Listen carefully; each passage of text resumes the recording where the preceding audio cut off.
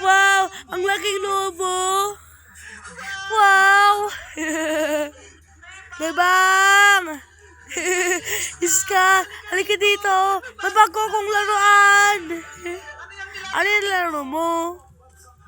Malaking lobo to! Yung pala, tinan mo! Wow! Ang laki naman yan!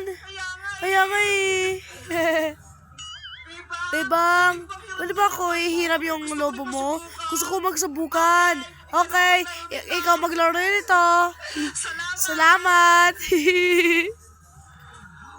Wow, ang laki lobo. Ang saya-saya.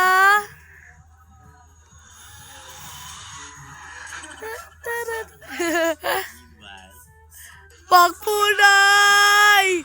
Lumayas ka, princess ka! Layas! Sorry na po. Hindi na po maulit. Hindi ka na ulit. Ay, hindi ka na uwi sa bahay. Sana yun. Para mahiga si Kalsada. Saring tere.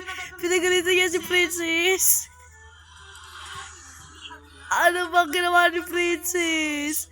Sobrang pasama ng Princess. Ang dami-dami mo naman ginawa. Puno-puno na ako sa'yo.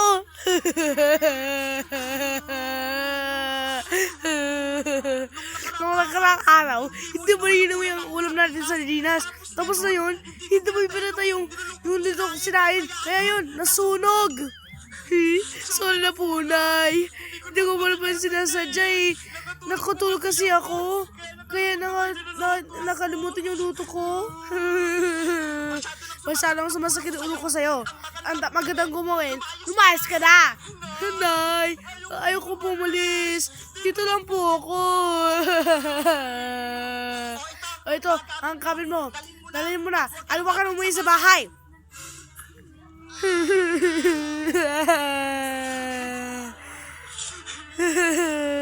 Hindi ka uwi sa bahay hanggang di ka na natututo.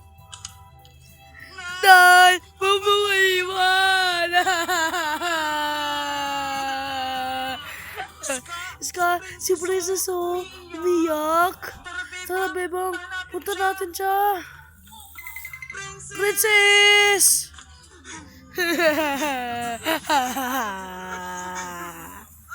Ano yung nangyayari sa'yo? Bakit ka umiyak? Bebang, Iska, pinalayas ako ni nanay. Ano? Pinalayas ka ni Alang Tere? Hindi na ako pauwi sa bahay. Ito, yung mga gamit ko. Pinigay sa akin. Siguro, may ginawa kang masama. Kaya nagalit si Aling Tere. Bebang, Iska, alis ako sa barangay ninyo. Hindi na ako love ni nanay. Iwan ko na kayo. Huwag kumalis, Princess. Huwag ka papuntahan. Baka mamaya makikinap sa'yo. Kaya nga, may papahama ka. Marami naman masamang tao na yun. Nalayas na ako ni Nay. Kaya alayas na ako. Bahala na kung saan ako punta. Napaalam na, may bangis ka. Alis na ako. Princess! Huwag umalis. Dito ka lang. Kasama naman ni Iska eh. Bye-bye na. Princess!